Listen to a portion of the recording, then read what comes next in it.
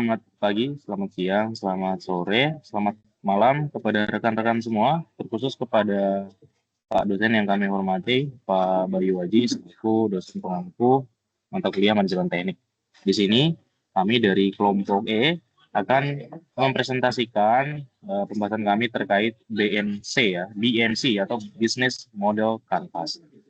Di sini kami beranggotakan saya sendiri, Francius Penenggolan, dan ada Mas Hilarius Millenio Gali Santoso dan Mbak Ina Rohmawati. Next, Mbak. Baik, di sini yang akan kami bahas terkait BMC atau Business Model Canvas itu definisi. Nah, kita akan membahas definisinya nanti. Kemudian ada 9 elemen dalam Business Model Canvas. Kemudian tips cara membuat Business Model Canvas dan contoh kasus Business Model Canvas. Nah, kita ke bagian definisi Business Model Canvas. Nah, definisi Business Model Canvas. Apa sih itu sebenarnya Business Model Canvas atau BMC? Merupakan sebuah strategi manajemen yang disusun untuk menjabarkan ide dan juga konsep sebuah bisnis ke dalam bentuk visual secara sederhana. Definisi Business Model Canvas yaitu kerangka manajemen untuk mempermudah dalam melihat gambaran ide bisnis dan juga realisasinya secara tepat dan cepat. Nah, jika dibandingkan dengan bisnis plan yang berpuluh-puluh halaman, bisnis model Canvas ini jauh lebih ringkas karena disusun ke dalam satu halaman saja. Oleh karena itu, kerangka bisnis ini paling populer di kalangan bisnis startup. Pada awalnya, bisnis model Canvas diperkenalkan pada tahun 2005 ya oleh seorang entrepreneur asal Swiss ya yang bernama Alexander Osterwalder dalam bukunya yang berjudul Business Model Generation. Nah, di dalamnya ia menerangkan mengenai framework sederhana yang merepresentasikan elemen-elemen penting yang ada di dalam model bisnis. Lalu, apa saja elemen-elemen yang ada di dalamnya? Nah, ini kita simak informasi lengkapnya di slide selanjutnya. 9 elemen bisnis model Canvas. Nah, seperti yang sudah saya sebutkan di atas, bahwa bisnis model Canvas tersusun dari 9 elemen penting, antara lain. Nah, 1 yaitu customer segmentasi konsumen. 2, value proposition atau proposisi nilai konsumen. 3, channel atau saluran. Yang keempat, customer relationship ataupun konsumen. 5, revenue streams atau sumber pendapatan. Nomor 6, case resource atau sumber daya. Nomor 7, key activities atau aktivitas yang dijalankan. Nomor 8, key partnership atau kerjasama. Nomor 9, cost structure atau struktur biaya. Nah, 9 elemen tersebut adalah panduan untuk pelaku bisnis dalam menentukan sistem kerja perusahaan dan juga media untuk mengevaluasi kegiatan perusahaan apakah sudah berjalan sesuai sistem atau tidak. Nah, ayo kita simak informasi lengkapnya terkait dengan elemen-elemen dalam model bisnis Canvas. Oke, kita bahas yang nomor 1, customer segments atau segmentasi konsumen. Nah, elemen pertama yang wajib ada di dalam bisnis model Canvas yaitu segmentasi konsumen. Apapun jenis bisnisnya yang kita miliki, nah, tentukan dulu segmentasi pelanggan dengan tepat dari awal. Anda juga harus menentukan siapa saja yang akan menjadi target bisnis. Segmen pelanggan yang mana yang berpotensi membeli produk ataupun jasa Anda. Nah, berikut ini adalah beberapa hal yang dapat dipertimbangkan dalam menentukan segmentasi produk. Antara lain itu yang pertama, customer segments. Di dalam segmen ini, Anda harus menentukan apa saja hal yang ingin dicapai pelanggan. Masalah yang mereka hadapi, apa saja kebutuhan yang mereka miliki, bagaimana produk atau layanan kita dapat membantu pelanggan. Yang kedua, customer gain. Segmen ini membuat tentang manfaat yang diinginkan ataupun yang diharapkan konsumen dari usaha kita.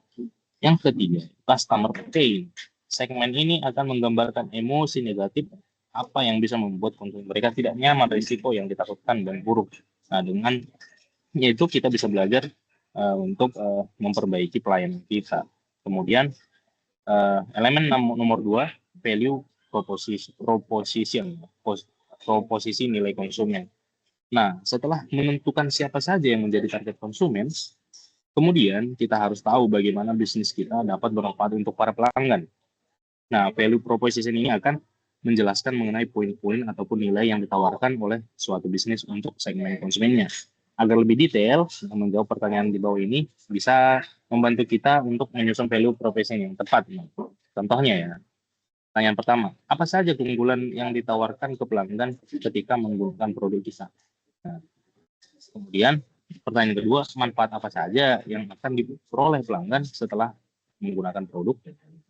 Dan pertanyaan ketiga, apa pelanggan harus memilih produk kita dan apa yang membedakan dari pesaing kita? Nah, dengan membuat value proposition, kita dapat mengetahui apa saja manfaat yang diperoleh para konsumen saat menggunakan produk dan layanan kita nantinya. Di sini, kita bisa menunjukkan keunggulan yang membedakan bisnis kita dengan kompetitor. Tawarkan semua value yang sifatnya unik kepada pelanggan. Nah, elemen dari value proposition ada kurang lebih 11 value proposition menurut Alexander Osterwalder dalam bukunya, dan juga Yes Spiegner ya. Di antaranya itu satu, newness, sebuah nilai kebaruan yang sebelumnya belum pernah ditawarkan oleh bisnis lainnya. Nomor dua, performance. Ini ya adalah peningkatan performa ataupun kinerja bisnis. Ketiga, customization, produk yang bisa disesuaikan dengan keperluan individual pelanggan. Nomor 4, getting the job done. Nah, ini adalah nilai dari membantu pelanggan dalam melakukan pekerjaan atau membantu memecahkan masalah tertentu.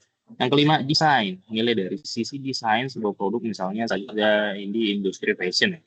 Yang keenam itu brand atau status, menunjukkan status sosial tertentu saat menggunakan produk. 7, price, menawarkan nilai yang serupa dengan harga yang lebih murah atau terjangkau kepada segmen pelanggan yang sensitif terhadap harga. Yang ke-8, cost reduction, nilai yang ditawarkan kepada pelanggan berupa pengurangan biaya dari kegiatan yang dilakukan. Misalnya saja kepada produk aplikasi kasir, payroll, atau HR. Ya. Yang ke-9, risk reduction. Nah, ini adalah nilai yang berupa pemberian garansi terhadap produk dan juga layanan dalam hal pengurangan risiko. Yang ke-10, accessibility. Nah, ini untuk memberikan akses kepada pelanggan yang awalnya tidak dapat memperoleh produk atau jasa tersebut. Misalnya saja program pegadaian yang sekarang bisa memungkinkan pesertanya untuk menabung emas tanpa perlu membeli secara fisik. Nomor 11 itu convenience. Nah, memberikan kenyamanan dan juga memudahkan pada para pelanggan. Nah, kita beralih ke elemen nomor 3, yaitu channel atau saluran. Channel adalah media interaksi antara bisnis dengan para konsumen untuk menyampaikan produk dan juga layanannya. Penentuan channel ini merupakan salah satu faktor penentu kesuksesan dalam menjalankan bisnis. Nah, pikirkan dengan baik channel apa saja yang akan digunakan untuk menjangkau konsumen. Misalnya saja dengan menggunakan media sosial, website, dan lain sebagainya.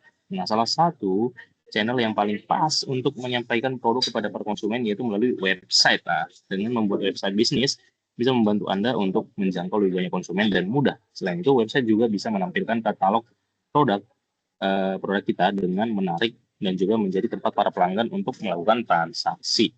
Nah, kita beralih ke elemen nomor 4, yaitu customer relationship atau hubungan konsumen.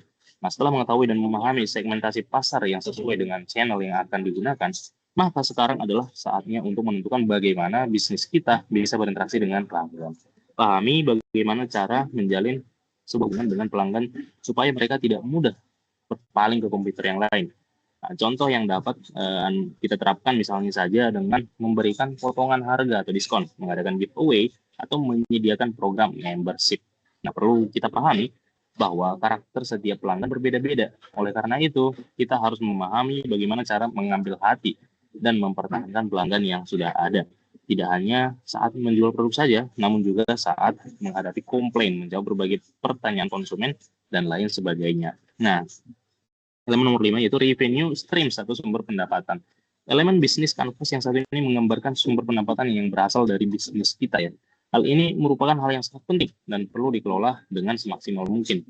Kita coba untuk memikirkan bagaimana cara meningkatkan pendapatan bisnis yang kita rintis. Misalnya saja, selain mengandalkan sumber penghasilan utama dari produk, dari penjualan produk, seiring dengan berkembangnya bisnis, kita juga dapat membuat program membership atau memberikan pilihan untuk upgrade tahanan dengan harga yang cenderung lebih tinggi.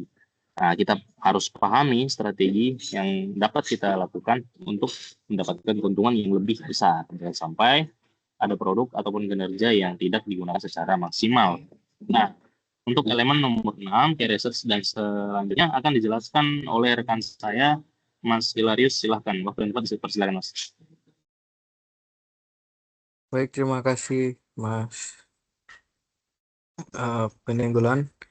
Saya akan menjelaskan key resource atau sumber daya atau yang keenam, uh, agar tetap kompetitif dalam ranah bisnis yang dijalani, perlu sumber daya yang sesuai guna mendukung kegiatan bisnis. Nah, apa sih key resource ini? Nah, key resource ini adalah daftar sumber daya yang sebaiknya dimiliki untuk mewujudkan value proposition. Nah, untuk key resource sendiri dapat dikategorikan menjadi 4 tipe, antara lain yang pertama physical resource atau tempat usaha, bangunan atau gedung, kendaraan, mesin, bahan baku atau produk. Yang kedua, intellectual resource, merek, hak cipta, partnership, paten, trademark. Lalu yang ketiga, human resource, orang yang melakukan kegiatan perusahaan sumber daya manusia. Yang keempat, financial resource, yaitu saldo tunai, dana, kredit, dan lain sebagainya. Nah, lalu yang ketujuh adalah key activities atau aktivitas yang dijalankan.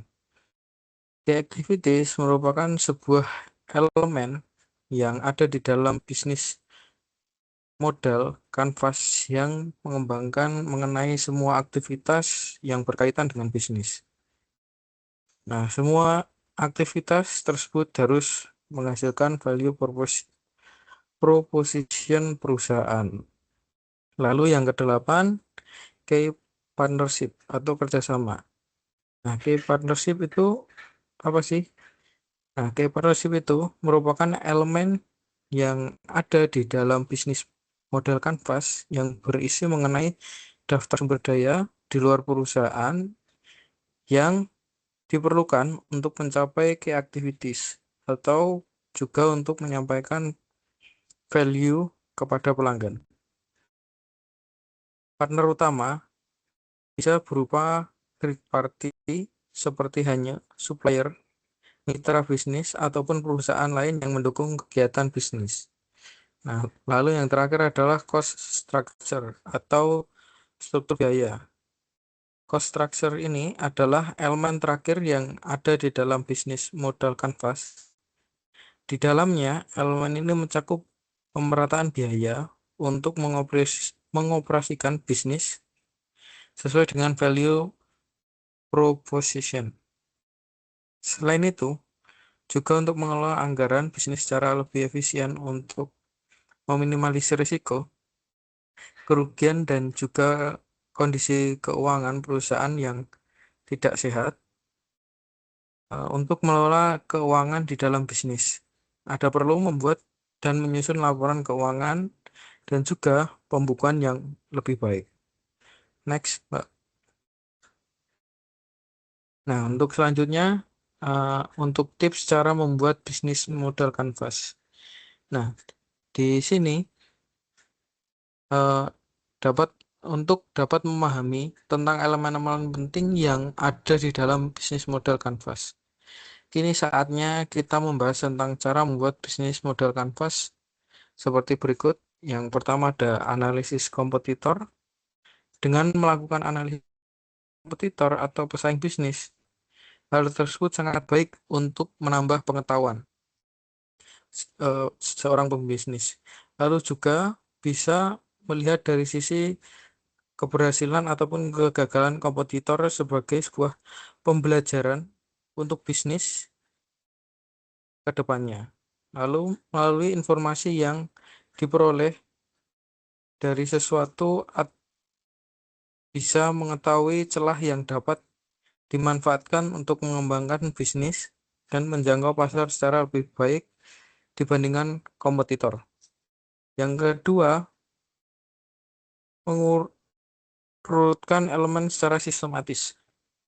Cara selanjutnya yaitu dengan menunjukkan mengurutkan 9 elemen di atas secara sistematis agar bisa mengetahui manakah prioritas yang harus dijalankan terlebih dahulu.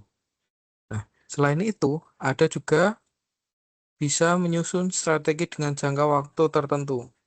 Karena semakin jelas target waktu serta tujuannya, maka akan semakin mudah dalam mengukur keberhasilannya. Lalu yang ketiga adalah hubungan tiap elemennya. Menghubungkan tiap elemen yang ada bisa membantu dalam menyusun strategi yang tepat. Setiap elemen dapat dalam model bisnis kanvas ini harus terhubung dan mendukung satu sama lainnya. Yang keempat, fokus pada kondisi saat ini. Anda bisa saja membuat sebuah strategi bisnis untuk kedepannya, akan tetapi langkah baiknya untuk fokus ke dalam penyusunan strategi dengan kondisi sekarang. Nah, sebab kondisi bisa saja berubah sewaktu-waktu karena berbagai macam faktor. Misalnya, perubahan konsumen ataupun munculnya kompetitor baru. Oleh karena itu, pentingnya untuk selalu fokus menyusun strategi dengan kondisi saat ini supaya perhitungan lebih tepat. Nah, untuk yang kelima, melakukan review. Setelah selesai menyusun kerangka, kita pastikan dulu semua elemen yang saling berhubungan, kemudian dilakukan pengecekan ulang. Dengan melakukan pengecekan ulang akan membantu Anda untuk memberikan kekurangan atau juga memperbaikinya apabila dirasa kurang tepat. Baik, untuk selanjutnya dapat dijelaskan oleh Mbak Ina. Terima kasih. Baik, untuk materi selanjutnya yaitu tentang studi kasus, di mana untuk kelompok kami, kelompok E, ini akan membahas tentang bisnis model kanvas startup tentang Fitbite atau makanan sehat.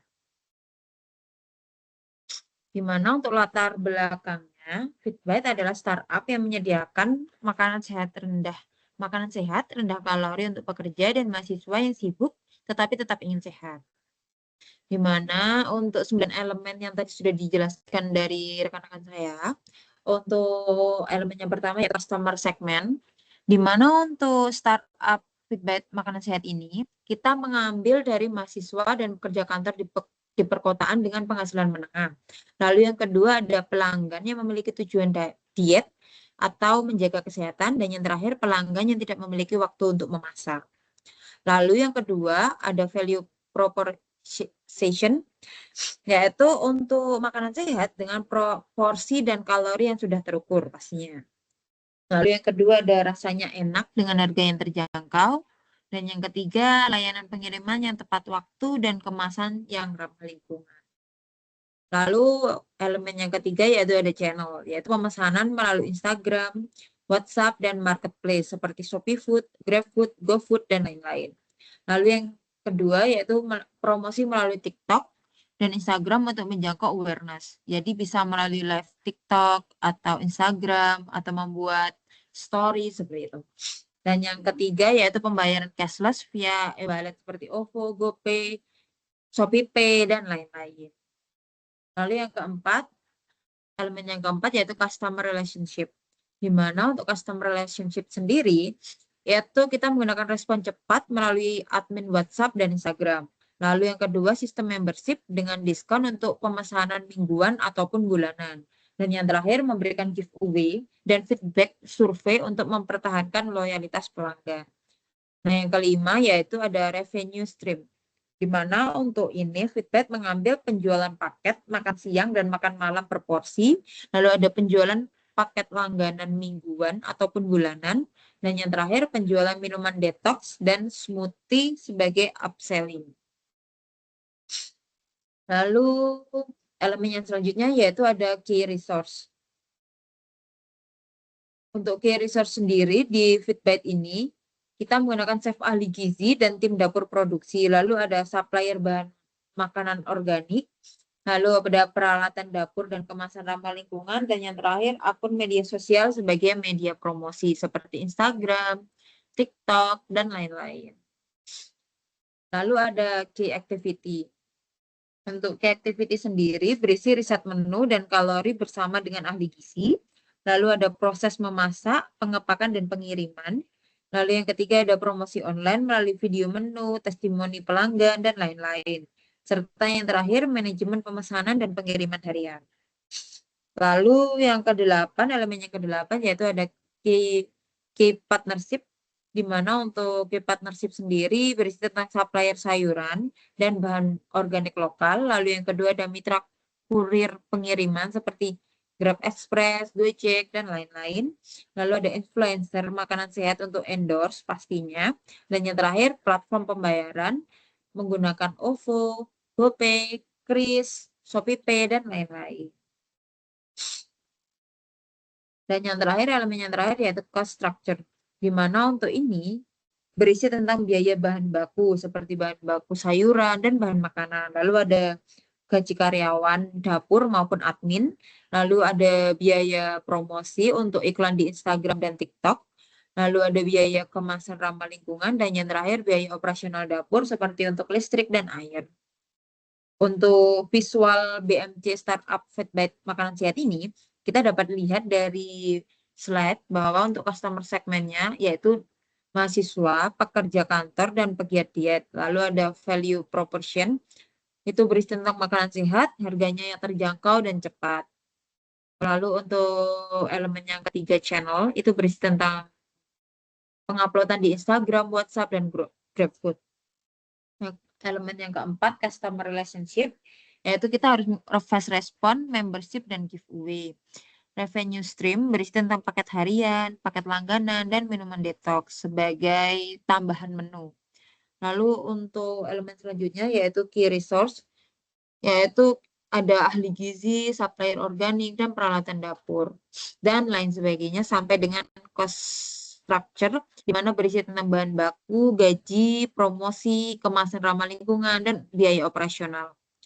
Lalu untuk manfaat dari studi kasus yang kita ambil yaitu dari Fitbite Makanan Sehat yang menggunakan BMC, yaitu yang pertama memahami target pasar dengan jelas, lalu yang kedua membangun keunggulan bersama melalui proposisi nilai yang tepat, lalu yang ketiga mengidentifikasi alur pendapatan dan biaya untuk perencanaan keuangan, yang keempat mengoptimalkan promosi dan channel penjualan, dan yang terakhir mempermudah pitching ke investor karena BMC dapat dijadikan alat sebagai presentasi bisnis secara ringkas dan visual. Baik, sekian presentasi dari kelompok E. Mohon maaf bila ada salah kata. Wassalamualaikum warahmatullahi wabarakatuh.